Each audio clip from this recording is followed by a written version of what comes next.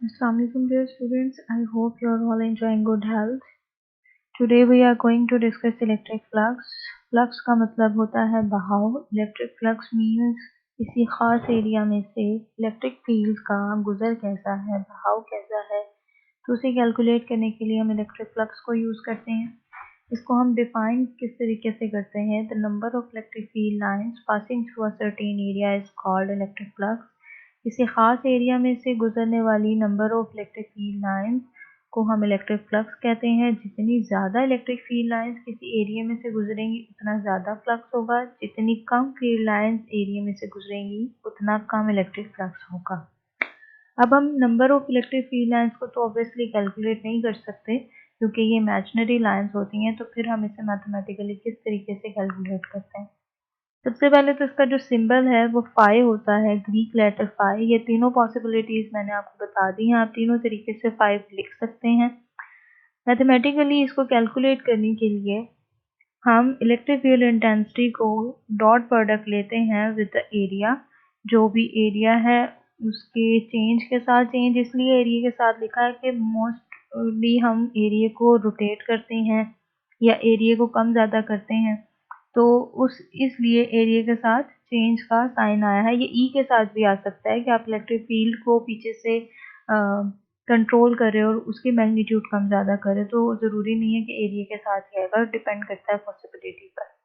अच्छा, तो ये इसकी फॉर्मूला आ गया कि हम इसे कैलकुलेट किस तरीके से करते हैं. ई डॉट डेल ए, चूंकि ये डॉट प्रोडक्ट है तो इसीलिए हम यहाँ पे cos थीटा यूज़ करेंगे. अब इलेक्ट्रिक फ्लक्स डॉट प्रोडक्ट क्यों है ये मैंने आपको फर्स्ट ईयर में बताया था जब हमने डॉट प्रोडक्ट का टॉपिक पढ़ा था कि जब भी हमने किसी भी फिजिकल क्वांटिटी का उसी के लाइन ऑफ एक्शन में इन्फ्लुएंस को कैलकुलेट करना हो. ये फिजिकल क्वांटिटी इलेक्ट्रिक फील्ड है और इसका लाइन ऑफ एक्शन इसी के आगे है, यानी उसका जो लाइन ऑफ एक्शन है वो उसी के सामने आ रहा है. तो जब हमने उसी के सामने वाले एरिया में कैलकुलेट करना हो तो हम डॉट प्रोडक्ट यूज़ करते हैं. और क्रॉस प्रोडक्ट के लिए मैंने आपको बताया था कि जब हमने किसी भी फिजिकल क्वांटिटी का उसके परपेंडिकुलर इफेक्ट को कैलकुलेट करना हो तब हम क्रॉस प्रोडक्ट यूज़ करते हैं. अच्छा खैर, तो हम इलेक्ट्रिक फ्लक्स को मैथमेटिकली किस तरीके से डिफाइन करेंगे. The dot product of electric field intensity and the vector area is called electric flux. और मैंने आपको बताया था ये जो वेक्टर एरिया है ये हमेशा परपेंडिकुलर होता है टू द सरफेस, यानी ये सरफेस है ब्लू कलर की और ये इसका परपेंडिकुलर जो है वो इसका एरिया है. Okay ji. Theta is the angle between A and E. इन दोनों के दरमियान में जो एंगल होगा, जो भी एंगल होगा वो इसका थीटा, ये वाली वैल्यू यहाँ पर आप लिखेंगे. ये डॉट प्रोडक्ट है तो ऑब्वियसली स्केलर क्वांटिटी होगी और अगर आप यहीं से इसकी यूनिट निकालें तो इलेक्ट्रिक फील्ड इंटेंसिटी का यूनिट होता है न्यूटन पर कूलम और एरिया का यूनिट होता है मीटर स्क्वायर, तो इसका यूनिट बनेगा न्यूटन मीटर स्क्वायर पर कूलम. ओके जी. अब बहुत ही आसान सी चीज़ है कि मैक्सिमम फ्लक्स क्या होता है. इसकी दो मेन प्रॉपर्टीज़ हैं. मैक्सिमम फ्लक्स तब होगा जब आपके पास सरफेस बिल्कुल परपेंडिकुलर आप प्लेस करेंगे इलेक्ट्रिक फील्ड के. ये आपके पास बिल्कुल परपेंडिकुलर इलेक्ट्रिक फील्ड लाइंस के बिल्कुल परपेंडिकुलर आप जब इसके प्लेस करेंगे.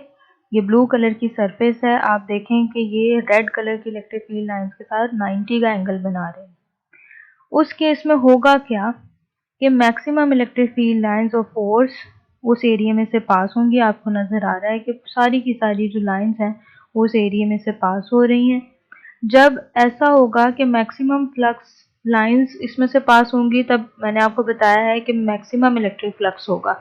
जब मैक्सिमम इलेक्ट्रिक लाइंस हैं तो मैक्सिमम फ्लक्स होगा और इलेक्ट्रिक लाइंस जो हैं वो परपेंडिकुलर हैं, लेकिन जो यूनिट वेक्टर का एरिया का जो यूनिट वेक्टर है जो ब्लैक लाइन से आपको नजर आ रहा है ये इसके पैरेलल होगा. मेन चीज ये है कि आपने अपने जहन में रखना है कि मैक्सिमम फ्लक्स तब होगा जब सरफेस परपेंडिकुलर होगी, लेकिन जो यूनिट वेक्टर ए है, ये जो ब्लैक कलर से आपको नजर आ रहा है, ये यूनिट वेक्टर ए है, ये फील्ड लाइंस के पैरेलल होगा. ये दोनों जीरो का एंगल बना रहे होंगे लेकिन सरफेस फील्ड लाइंस के साथ 90 का एंगल बना रही है. मैक्सिमम फ्लक्स के लिए सरफेस फील्ड लाइंस के साथ 90 का एंगल बना रही है, लेकिन वेक्टर ए जो है वो 0 एंगल बना रहा है। तो जब वेक्टर ए 0 एंगल बनाएगा तो आपके पास ये फार्मूला अभी आपने पीछे पढ़ा था E dot del A. E dot del A को अगर आप खोल के लिखेंगे E del A cos theta होगा। थीटा की वैल्यू आपने देखना है ई और ए यहाँ पर यूनिट वेक्टर ए है जो ब्लैक से आपको नजर आ रहा है। इन दोनों के दरमियान में एंगल 0 का है। आपको कंसर्न नहीं है कि सरफेस के साथ क्या एंगल बन रहा है, आपको कंसर्न है कि एरिया यूनिट वेक्टर एरिया का फील्ड लाइंस के साथ एंगल क्या बन रहा है, आपने वो वैल्यू यहाँ पे पुट करनी है। तो वो 0 है, तो 0 cos 0 1 होता है, तो इस केस में आपके पास इलेक्ट्रिक फ्लक्स मैक्सिमम होता है। अब इसी को अगर हम उलट कर दें तो वो आपके पास मिनिमम फ्लक्स बन जाएगा। कि पहले आपने ए सरफेस जो थी वो परपेंडिकुलर रखी थी, अब सरफेस आपने पैरेलल रख दी है। सरफेस फील्ड लाइंस के पैरेलल है, ब्लू कलर की सरफेस है, रेड कलर की फील्ड लाइंस के पैरेलल है, दोनों आपस में 0 डिग्री का एंगल बना रहे हैं। इस केस में मिनिमम इलेक्ट्रिक फील्ड लाइंस गुजरेंगी तो फ्लक्स भी मिनिमम होगा। इलेक्ट्रिक लाइंस जो है वो सरफेस के पैरेलल है, सरफेस के पैरेलल है, लेकिन एरिया यूनिट वेक्टर के वो परपेंडिकुलर है।